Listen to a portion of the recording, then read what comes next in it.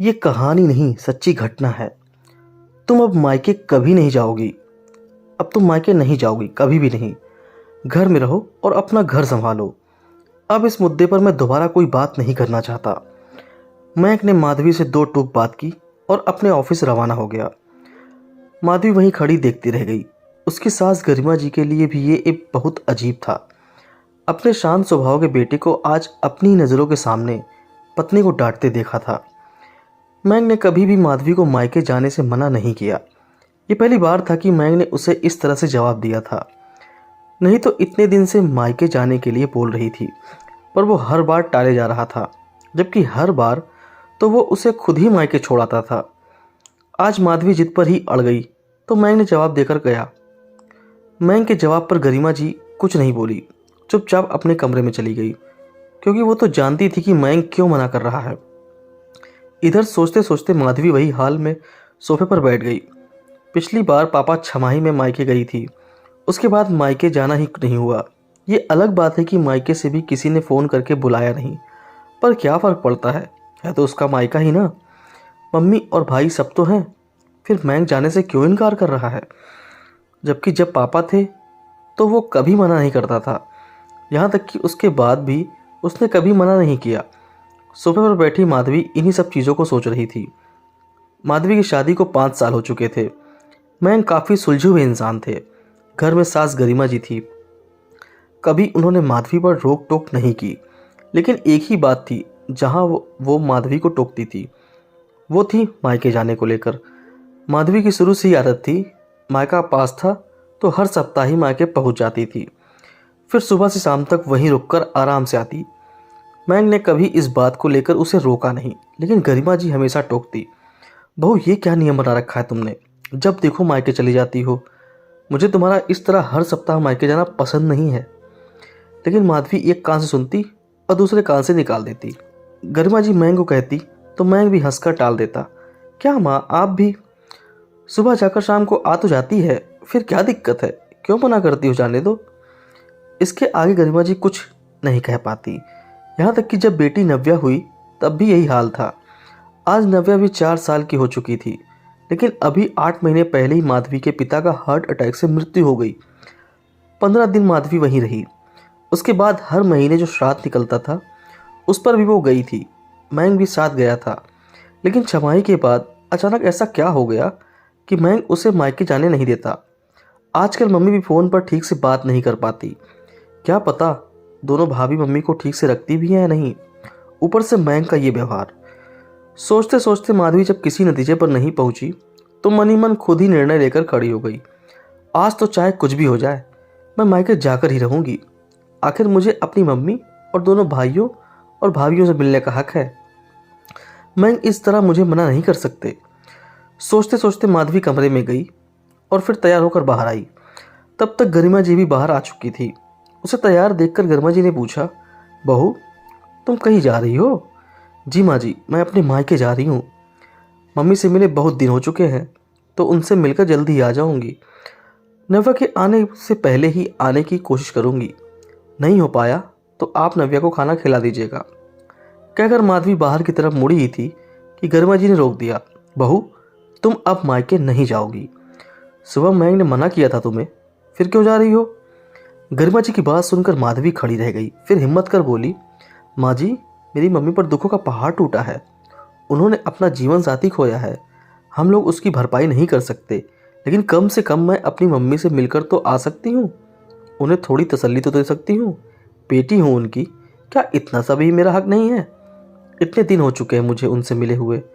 हर बार आप लोग कुछ ना कुछ बहाना कर मना कर देते हो, पर आज तो मैं जरूर जाऊंगी। माधवी जिद पर आते हुए बोली। बहू, इतनी जिद अच्छी नहीं होती है। मयंक ने मना किया है ना, चुपचाप घर पर रहो। नहीं, मैं जाऊंगी, आज तो मैं जरूर जाऊंगी। बस कहकर माधवी जबरदस्ती घर के बाहर निकल गई। इधर गरिमा जी को कुछ भी समझ नहीं आया, तो उन्होंने मयंक को फ़ोन लगा दिया और ये बता दिया कि माधवी जबरदस्ती मायके रवाना हो गई है। ठीक है मामा, मैं देखता हूँ, कहकर मयंक ने फ़ोन रख दिया। इधर कुछ देर बाद माधवी अपने मायके पहुँच गई, लेकिन घर पर ताला लगा हुआ था। उसने मम्मी का फ़ोन ट्राई भी किया, लेकिन मम्मी ने फ़ोन नहीं उठाया। तभी वहीं पास में रहने वाले उसके चाचा जी ने उसे देख लिया और उसे आवाज़ लगाकर बोले, अरे माधवी बेटा, घर पर कोई नहीं है, इधर हमारे यहाँ आ जाओ। चाचा जी की बात सुनकर माधवी उनके घर चली गई। जब वहाँ गई तो चाचा जी ने चाय नाश्ता परोसते हुए कहा, अरे माधवी बेटा, आज तो बहुत दिनों बाद आई, अब तेरी सास की तबीयत कैसी है? चाची जी की बात सुनकर माधवी हैरान होकर बोली, मैं समझी नहीं चाची जी।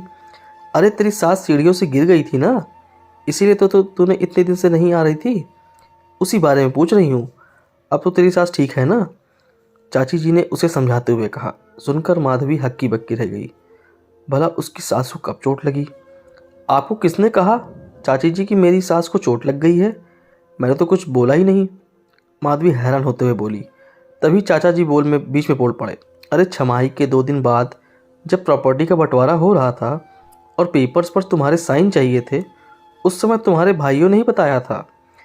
हमने तो कहा भी था कि हम मिल आते हैं, लेकिन उन्होंने कहा कि माधवी पर वैसे ही काम का वजन ज़्यादा है, ऐसे में वहाँ जाने से उन्हें परेशानी हो सकती है।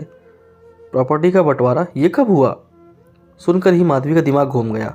तभी चाची जी बोली, पर एक बात मुझे समझ में नहीं आई माधवी, तूने पूरी प्रॉपर्टी पर से अपना हिस्सा छोड़ दिया, यहाँ तक कि उस प्रॉपर्टी को भी छोड़ दिया जो तेरे पापा ने तुझे यह कहकर दी थी कि ये नव्या के लिए है।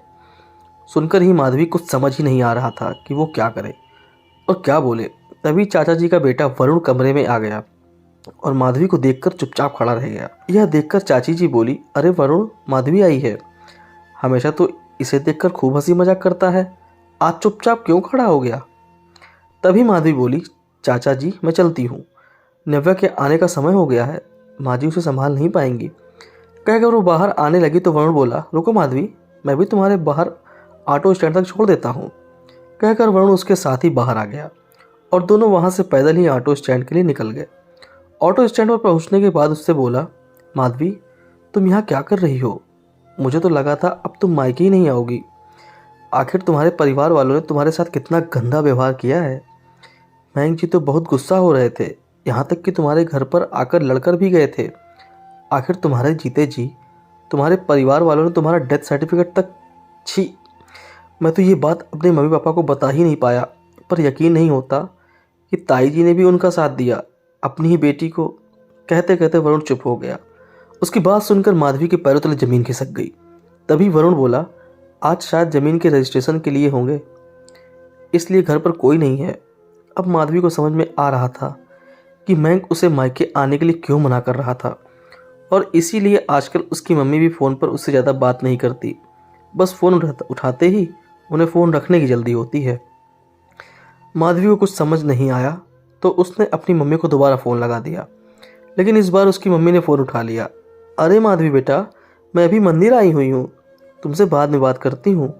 कहकर वो फ़ोन रखने ही वाली थी कि माधवी ने कहा, मम्मी मंदिर में हो ना, तो अपनी मरी हुई बेटी की आत्मा की शांति के लिए भी भोग जरूर लगा देना।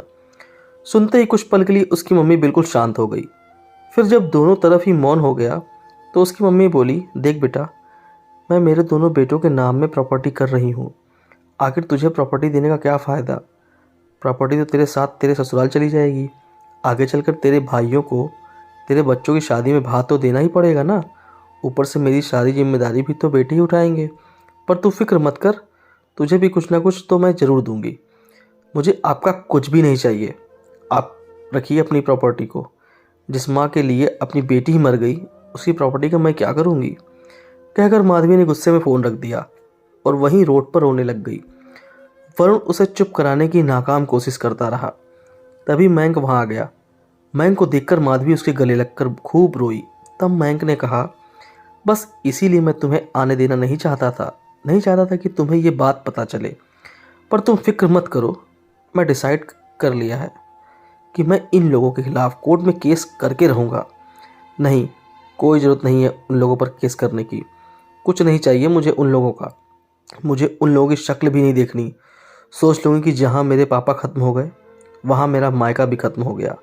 मेरे लिए मेरा पति और मेरा परिवार ही काफ़ी है। आखिरकार माधवी मयंक के साथ वापस अपने घर आ गई। वह दिन था और आज का दिन है। माधवी कभी मायके नहीं गई।